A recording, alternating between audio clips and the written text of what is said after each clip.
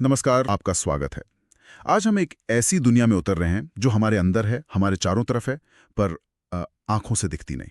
हम बात कर रहे हैं कोशिका यानी सेल की, जीवन की सबसे छोटी लेकिन शायद सबसे शक्तिशाली इकाई की। हाँ, और हमारे पास जो स्रोत हैं वो प्रतियोगी परीक्षाओं के लिहाज से बहुत ही विस्तृत है। तो आज हमारा मिशन सिर्फ इन तथ्यों को पढ़ना नहीं बल्कि उन्हें समझना है ना। हम कोशिका को एक एक व्यस्त जिंदा शहर की तरह देखेंगे। शहर ये अच्छा है। हाँ, जिसकी अपनी दीवारें हैं, सरकार है, फैक्ट्रियां हैं, पावर प्लांट भी हैं। इस सफर में हम स्रोतों में दिए गए हर एक बिंदु, हर एक तथ्य को परत दर परत खोलेंगे ताकि हर जानकारी दिमाग में बैठ जाए। बिल्कुल। तो चलिए इस अदृश्य शहर के दरवाजे पर दस्तक देते हैं। सबसे पहला और बुनियादी सवाल, ये कोशिका आखिर है क्या? इसे जीवन की इकाई क्यों कहते हैं? देखिए, सरल शब्दों में कहें तो कोशिका वो ईंट है जिससे जीवन की पूरी इमारत बनती है। पर ये सिर्फ ढांचा ही नहीं बनाती, बल्कि इमारत के अंदर होने वाले सारे काम जैसे ऊर्जा बनाना, सामान पहुंचाना, ये सब भी इसी स्तर पर होते हैं। अच्छा। इसीलिए इसे संरचनात्मक और क्रियात्मक इकाई कहते हैं। और विज्ञान की जिस शाखा में हम इसकी पढ़ाई करते हैं उसे कहते हैं साइटोलॉजी। साइटोलॉजी, ठीक है। यानी हर जीव, चाहे वो छोटा सा बैक्टीरिया हो या एक विशाल हाथी, इन्हीं ईंटों से बना है। रॉबर्ट हुक, साल 1665। स्रोत कहता है इन्होंने ही सर्वप्रथम कोशिका की खोज की थी, लेकिन उसकी मृत्यु कोशिका थी। इन्हें ही फादर ऑफ साइटोलॉजी कहा जाता है। यहां पर जो बात मुझे सबसे पहले थोड़ी अजीब लगती है वो है मृत्यु कोशिका। मतलब जीवन की सबसे छोटी इकाई की पहली खोज एक मरी हुई चीज में हुई।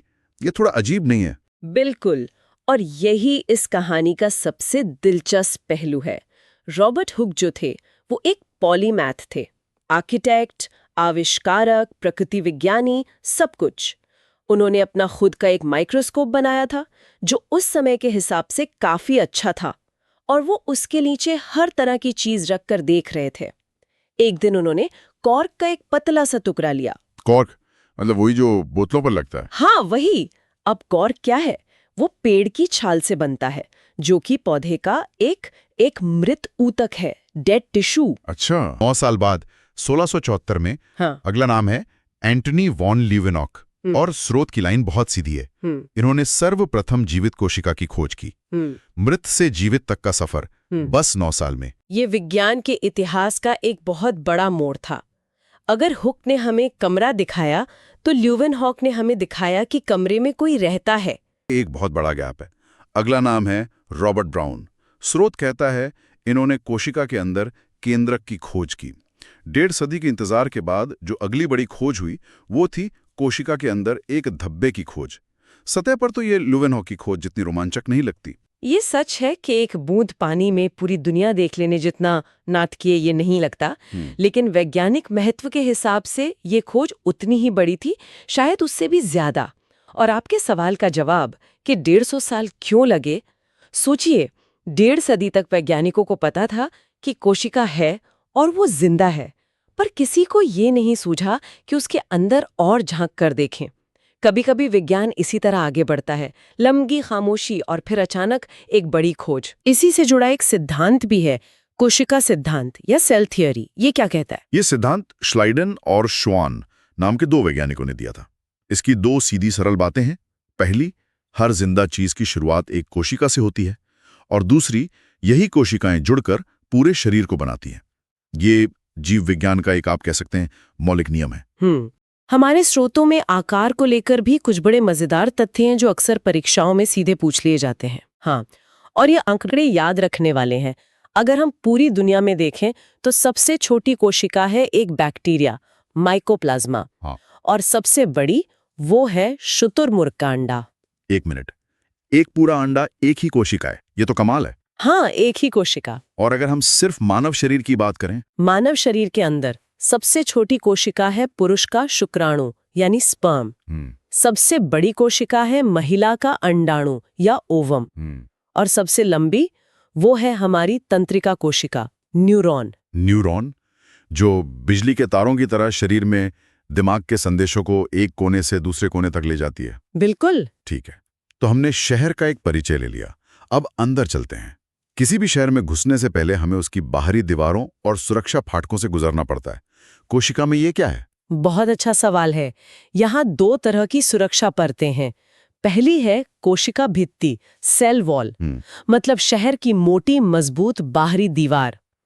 लेकिन इसमें एक पेंच है। वो क्या? ये दीवार हर कोशिका में नहीं होती। ये जंतु कोशिकाओं यानी हमारी और आपकी कोशिकाओं में नहीं मिलती। अच्छा, तो फिर ये मिलती कहाँ है? ये मिलती है पौधों में, जीवाणुओं में और कवकों में।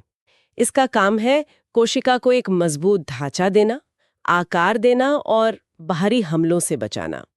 और मजे की बात यह है कि इस दीवार का मटेरियल भी सब में अलग-अलग होता है। जैसे?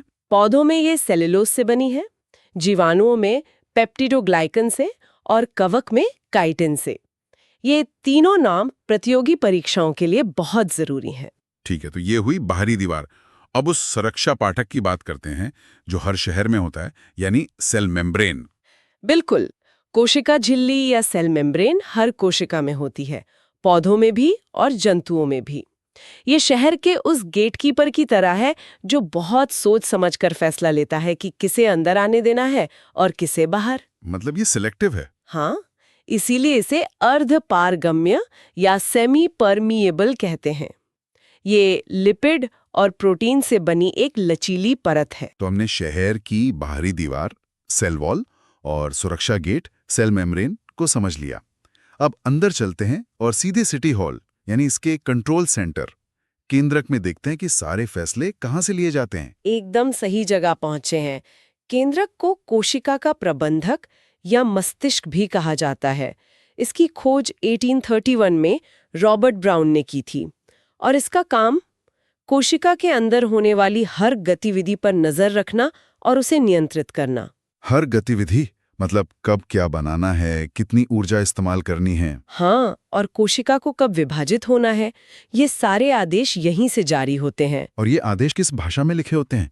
मेरा मतलब है ये कंट्रोल सेंटर बना किस चीज से है? इसका ज्यादातर हिस्सा, लगभग 70 से 80% प्रोटीन से बना है, लेकिन इसकी सबसे कीमती चीज है 10% डीएनए। ये डीएनए ही वो मास्टर ब्लूप्रिंट है जिसमें जीव की सारी जानकारी कोड की हुई होती है। और बाकी इसमें थोड़ा आरएनए और लिपिड भी होता है। तो केंद्रक ने आदेश तो दे दिया, लेकिन उस आदेश को पूरा कौन करेगा? किसी भी सरकार को अपना काम करवाने के लिए फैक्ट्रियों और मजदूरों की जरूरत होती है। कोशिका में ये काम कौन करता है? इसके लिए कोशिका में एक पूरा इंडस्ट्रियल एरिया है जिसे हम कहते हैं अंतः प्रद्रव्य जालिका या एंडोप्लाज्मिक रेटिकुलम, ईआर। इसे कोशिका का आंतरिक कंकाल भी कहते हैं ना? हाँ, क्योंकि ये कोशिका को अंदर से सहारा देता है। और ये 2 तरह का होता है। 2 तरह का मतलब अलग अलग तरह की फैक्ट्रियां। हाँ, आप ऐसा कह सकते हैं। एक है चिकनी ईआर या स्मूथ ईआर, जहां वसा और कार्बोहाइड्रेट बनते हैं, और दूसरी है खुरदुरी ईआर, रफ ईआर। खुरदुरी क्यों? इसकी सतह खुरदुरी इसलिए होती है क्योंकि उस पर छोटी छोटी दानेदार मशीनें चिपकी होती हैं, जिन्हें हम राइबोसोम कहते हैं।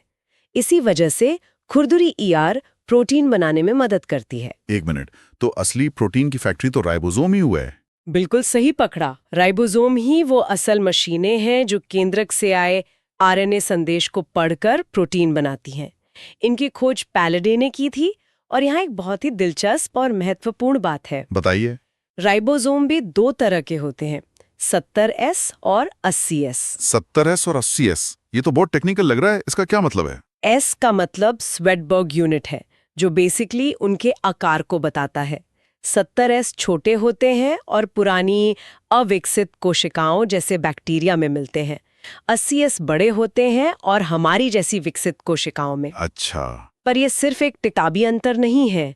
कई एंटीबायोटिक दवाइयां जैसे टेट्रासाइक्लिन इसी अंतर का फायदा उठाती हैं। वे बैक्टीरिया के 70S राइबोसोम पर हमला करके उन्हें प्रोटीन बनाने से रोक देती हैं, जिससे बैक्टीरिया मर जाता है। और हमारे 80S राइबोसोम सुरक्षित रहते हैं। वाह, ये तो जबरदस्त जानकारी है। तो शहर की फैक्ट्रियों ने सामान तो बना दिया, लेकिन किसी भी फैक्ट्री को चलाने के लिए बिजली और बने हुए माल को भेजने के लिए ट्रांसपोर्ट की जरूरत होती है। कोशिका में ये इंतजाम कैसे होता है? इसके लिए भी कोशिका में खास डिपार्टमेंट है। ऊर्जा के लिए है माइटोकॉन्ड्रिया। इसे कोशिका का शक्ति ग्रह या पावर हाउस कहा जाता है। पावर हाउस, ये तो स्कूल में भी पढ़ा था। हाँ, ये हमारे खाने से ऊर्जा निकालकर उसे एटीपी नाम के एनर्जी पैकेट में बदलता है। इसी एटीपी से कोशिका अपने सारे काम करती है। इसकी खोज की कहानी भी हमारे स्रोतों में दी गई है। हाँ, और ये दिखाती है कि विज्ञान में खोजें कैसे धीरे धीरे आगे बढ़ती हैं।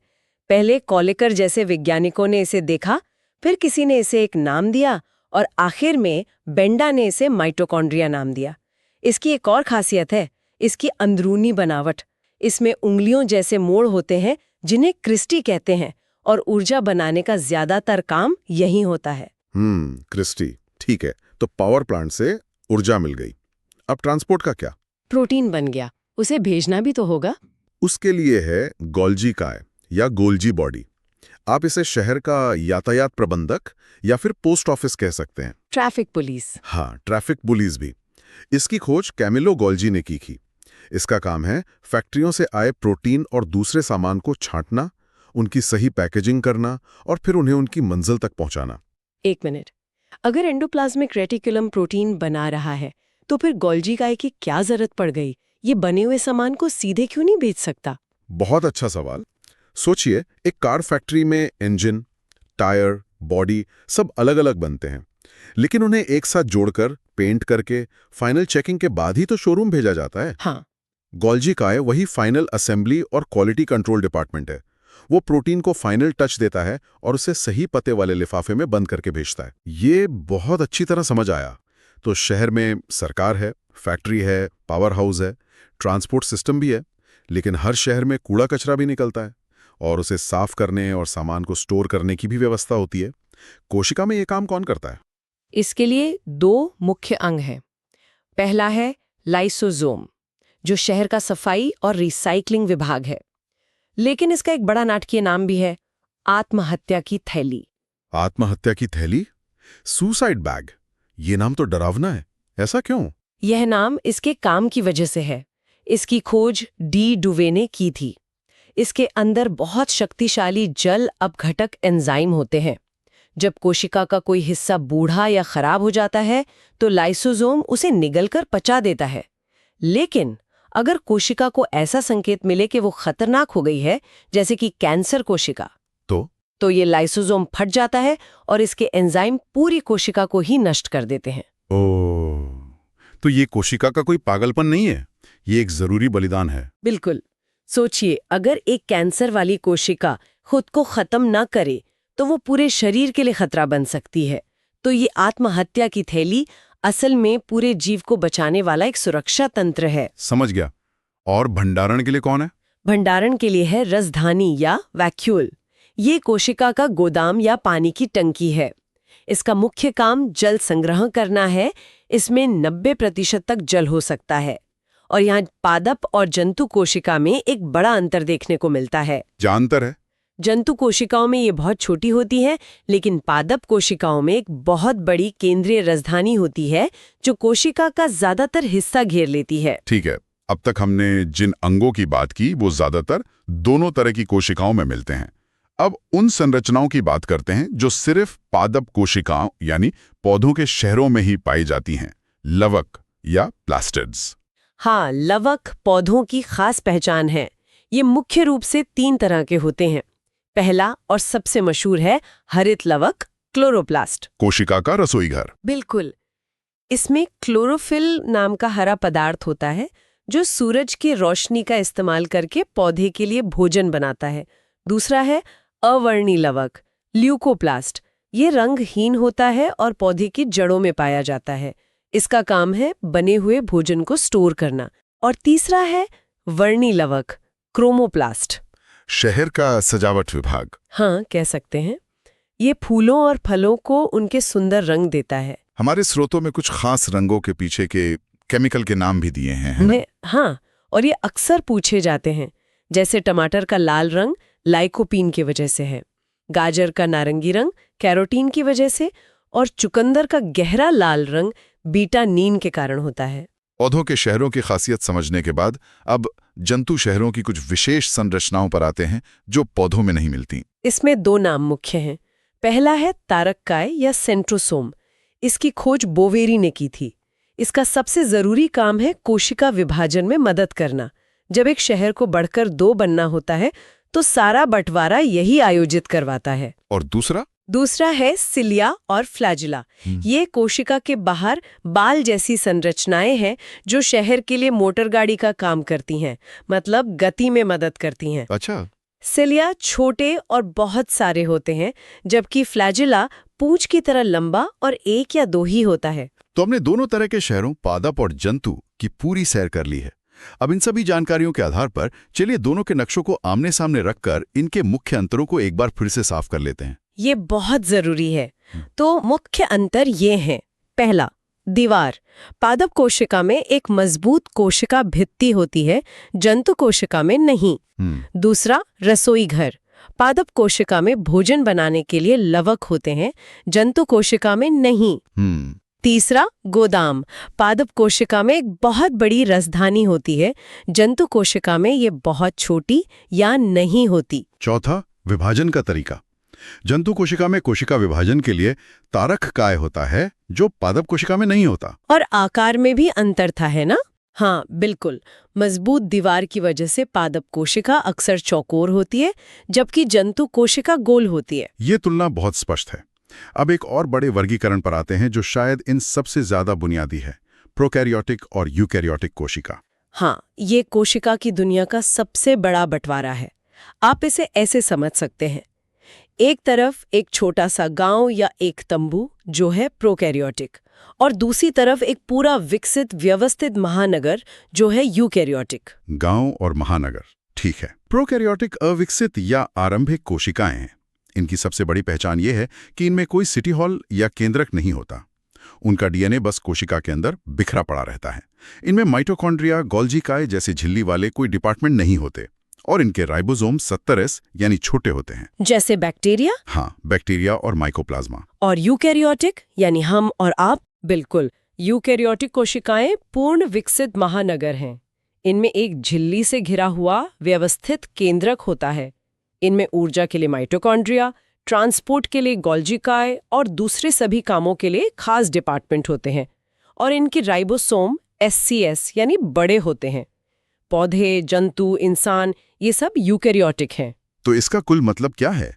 आज हमने कोशिका की परिभाषा से लेकर उसके हर एक डिपार्टमेंट के काम और अलग-अलग तरह के कोशिका शहरों के बीच के अंतरों को विस्तार से समझा।